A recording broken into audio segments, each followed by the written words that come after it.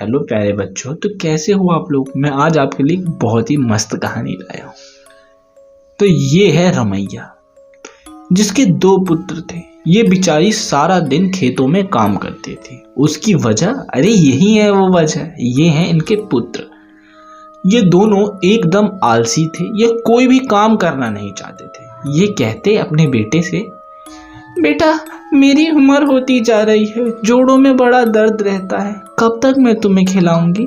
अब तुम अपने पैरों पे खड़े हो जाओ बेटा, ताकि मेरे जाने के बाद भी तुम्हें कोई कष्ट ना हो। नहीं माँ, आपको तो पता है कि मुझे बाहर का काम नहीं होता, मैं और भैया तो घर में बैठ के बस खाएंगे, प्लीज माँ। वो भी अपने बच्चों से प्यार करती थी।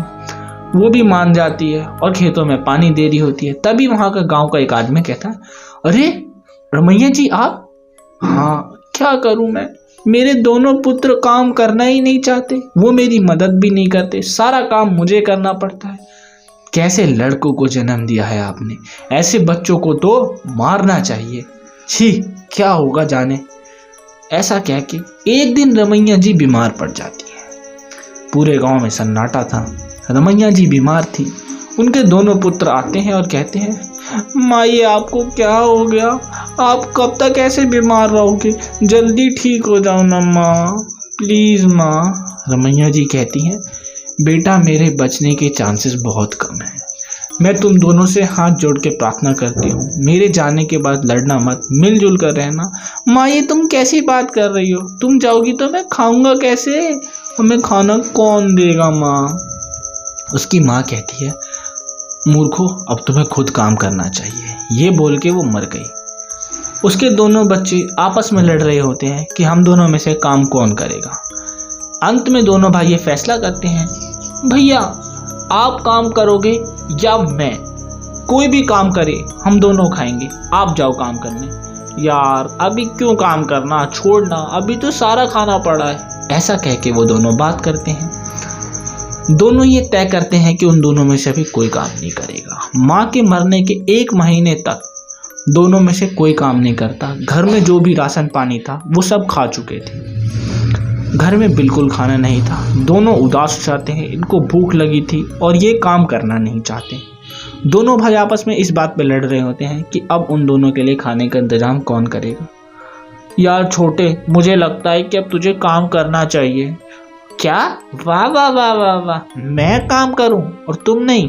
फिर दोनों भाई फैसला करते हैं और अपनी जमीन के कागजात लेके गांव के सरपंच के पास जाते हैं। सरपंच उनसे कहता है, अच्छा तुम दोनों काम नहीं करना चाहते। हाँ हम दोनों काम नहीं करना चाहते, आप कुछ ऐसा बताओ जिससे हम दोनों बैठ के खा सके। मेरे पास इसका एक जुगाड़ है, एक काम करो, तुम सारे जमीन के कागजात मुझे दे दो।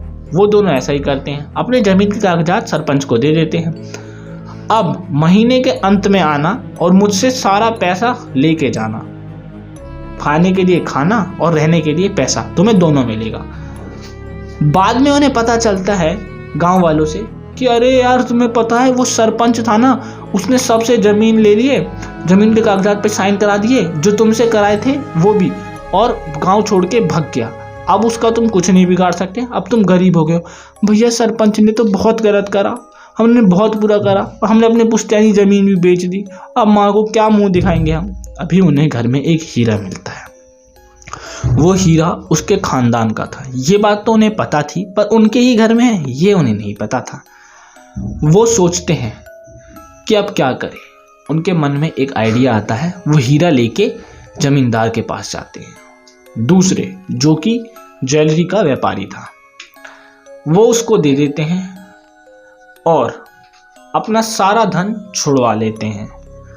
अपना सारा धन छुड़वाने के बाद वो दोनों अपने हीरे से जमा करके गिरवी पैसा लेते हैं और उस पैसों से मेहनत करके फसल उगाते हैं और बाद में अपना वो हीरा छुड़वा लेते हैं। अंत में जब उन पे पैसा आ जाता है तो पुलिस वालों को पैसा देके सरपंच को जेल में डलवा देता है और सरपंच से पूरे गांव की ज़मीन छुड़वा लेते हैं। अब पूरे गांव इनकी मेहनत की प्रशंसा करते नहीं थकता था और दोनों भाई मेहनत से अपना जीवन व्यतीत करते हैं। इनके पास इनका हीरा भी आ चुका था और इनका घर भी मस्त चल रहा था। तो बच्चों, उम्मीद करता हूँ कि आप भी इनकी तरह मेहनती बनोगे। उम्मीद करता हूँ कि आपको वीडियो अच्छी लगी होगी। वीडियो अच्छी लगी तो प्लीज़ वीडियो को